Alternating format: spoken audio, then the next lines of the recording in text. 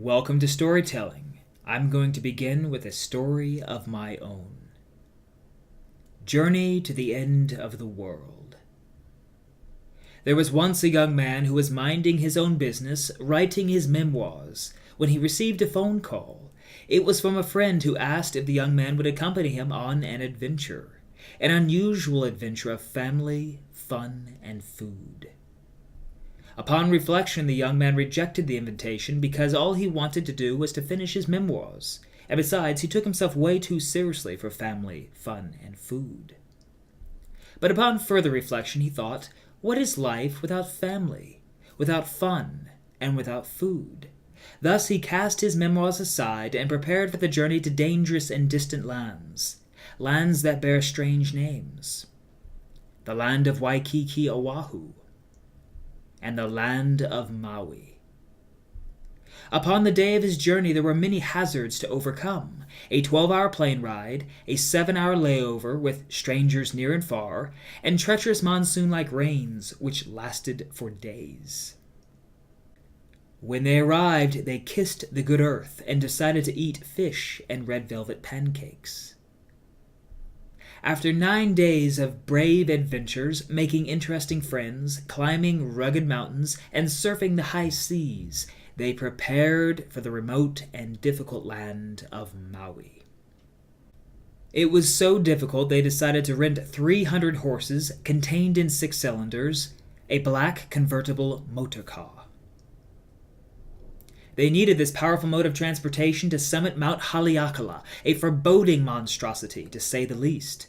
It was a mountain of serious dimensions, the largest dormant volcano in the world, or so it's been said. They decided to take it by surprise early in the morning. They drove 10,000 feet above the sea, all the while battling difficult circumstances. Hood down, excessive wind, no jackets, low gas.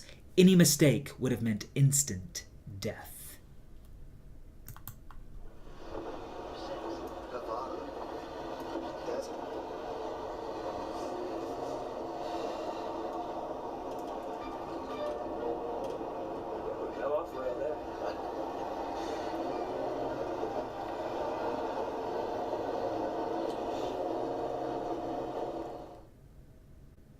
Eventually, as they mounted the curvy, treacherous road, it was as if they were meeting, as G.K. Chesterton would say, the end of the world.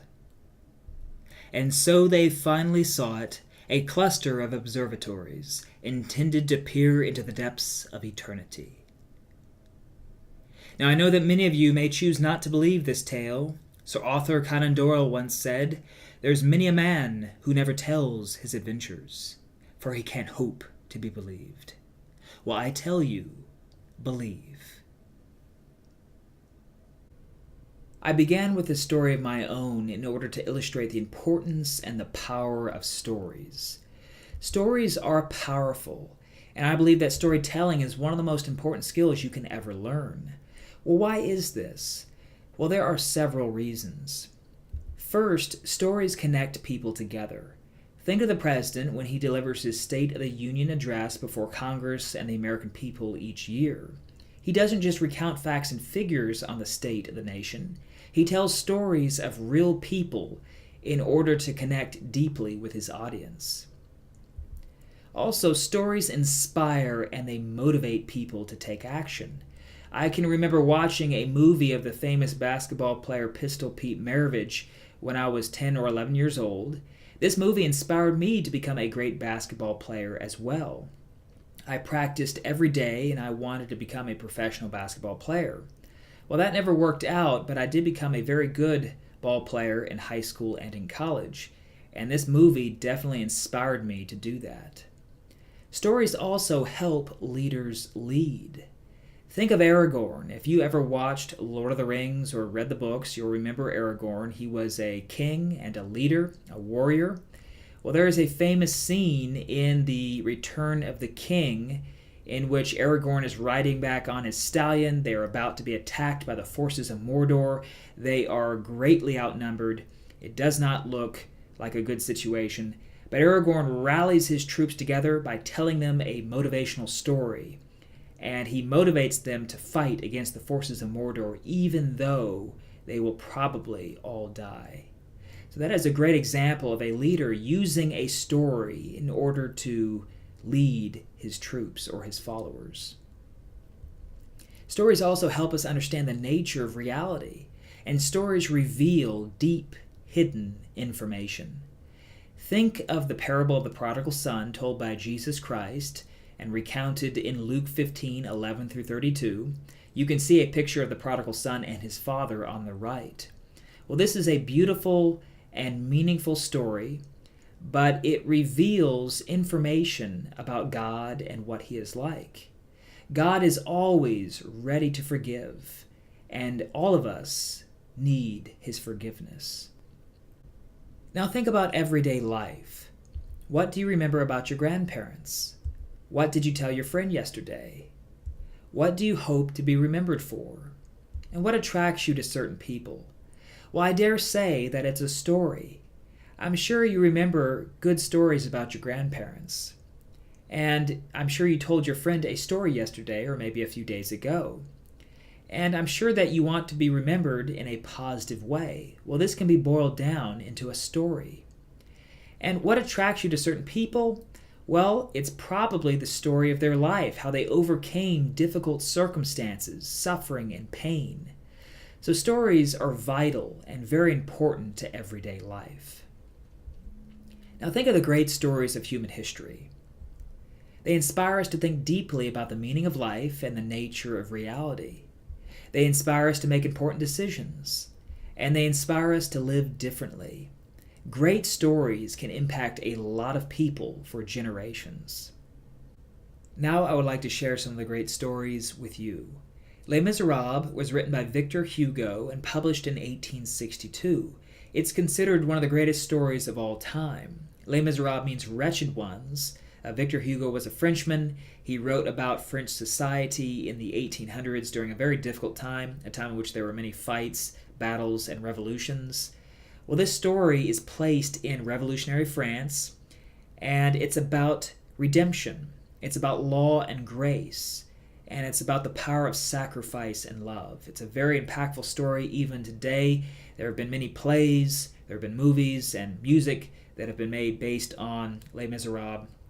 So it's a very powerful story that I would recommend to you when you get older. 20,000 Leagues Under the Sea by Jules Verne, published in 1870. It's considered a science fiction work. Jules Verne is considered the father of science fiction. This is a story of a brilliant sea captain, Captain Nemo. He is a little bit crazy as well. He builds a very sophisticated submarine way beyond the technology of its time, and the people of the world think it's a sea monster. Well, they journey through the ocean, and eventually they come into contact with an actual sea monster known as the giant squid. There was a great movie made by Disney in, I believe, 1954 based on this work that's worth watching. Robinson Crusoe by Daniel Defoe, published in 1719.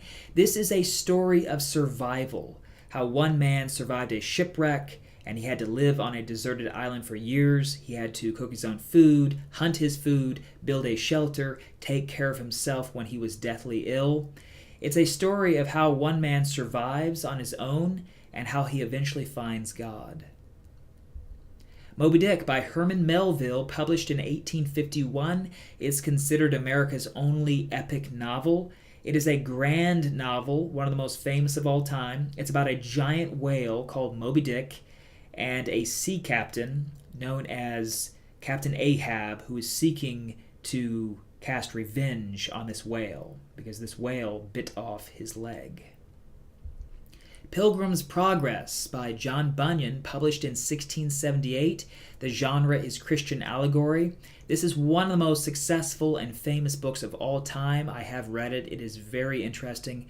It's a book that shows us how to live and how to die. Ben-Hur, A Tale of the Christ by Lew Wallace, published in 1880. The genre is historical fiction. This story is set in the Roman Empire during the time of Jesus Christ. It's about a young Jewish prince named Ben-Hur and his friend Messala, who is a Roman ruler.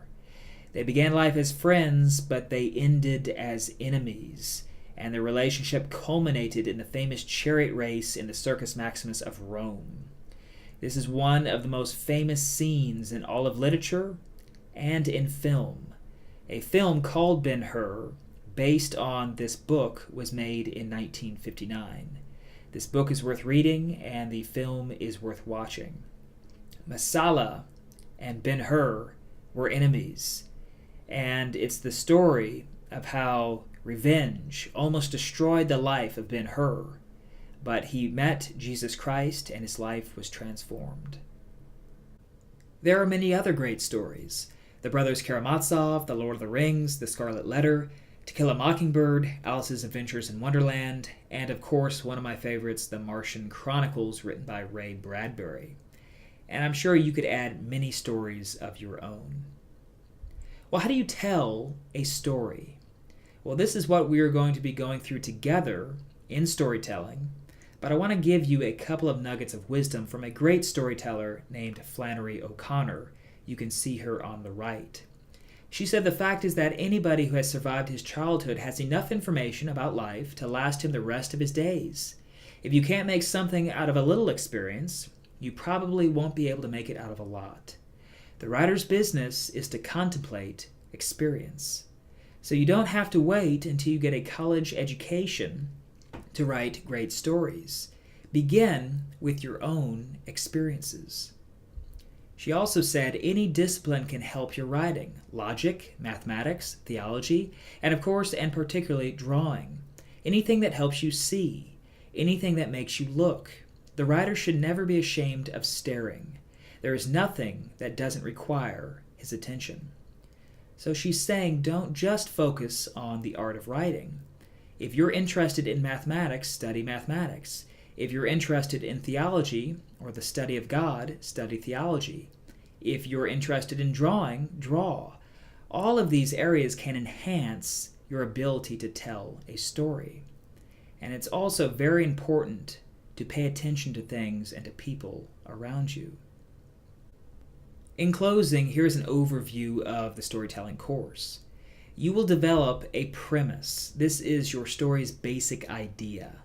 You'll develop the story structure, the characters, the moral argument. The moral argument is your understanding of right and wrong and how you express it in your story. You'll develop the story world and the plot. The plot comes from your characters. One book that I would highly recommend in your storytelling journey, if you want to read and learn more, is The Anatomy of Story by John Truby. John Truby is a master storyteller. I've learned a lot about storytelling from his book, The Anatomy of Story. I will also be recommending different books throughout the course along the way if you want to dive in deeper in different parts of storytelling. Well, I wish you well in your storytelling journey. I hope you tell great stories that change many lives, including your own.